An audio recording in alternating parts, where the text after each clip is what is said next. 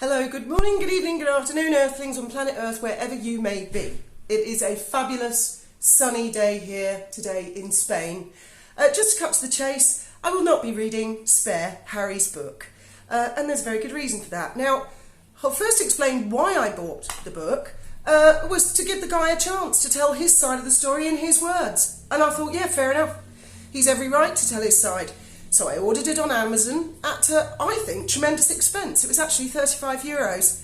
I ordered it on Saturday, so it was a pre-order. It was paid for. I have received a refund now, thank you. I get up this morning, it's supposed to be delivered today.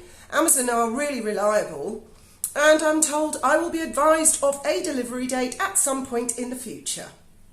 No further explanation. Now, obviously, that's up to Penguin Random House and their suppliers here in Spain. But if they can't be bothered to supply the book, I am not going to leave my money with them and sit around with my thumb up my arse waiting for it.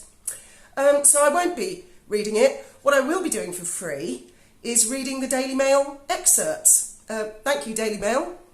God bless you. I also ordered, because as a lot of you might know, my hair has been the bane of my life for a long time. I ordered this little guy.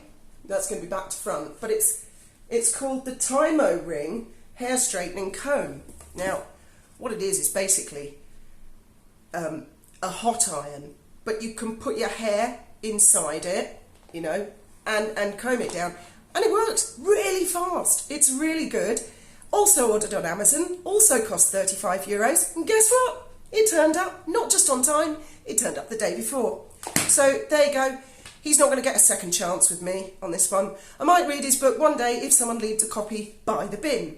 What I am going to do for the rest of today is I'm going to snuggle up and I'm going to read Paul Burrell's book again because I love it. This is a good read. It's not really about Princess Diana.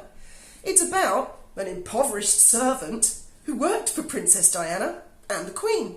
He doesn't complain about that. He loves it. He loves the fact that he had the opportunity to work with the Queen for many years and then with Princess Diana for many years. He speaks highly of every single member of the British royal family.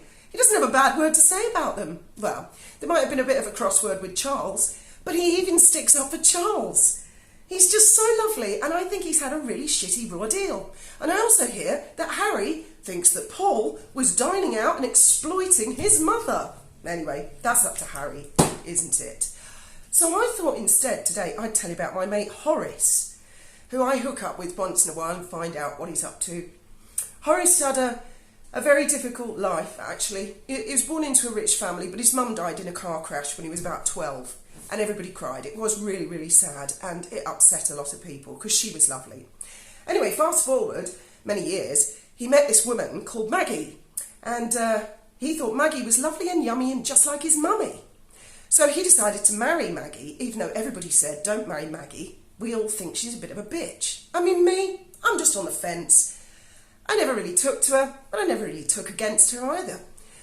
She wanted to go and visit his mummy's grave, and he gave her some private time because she's lovely and yummy and just like his mummy.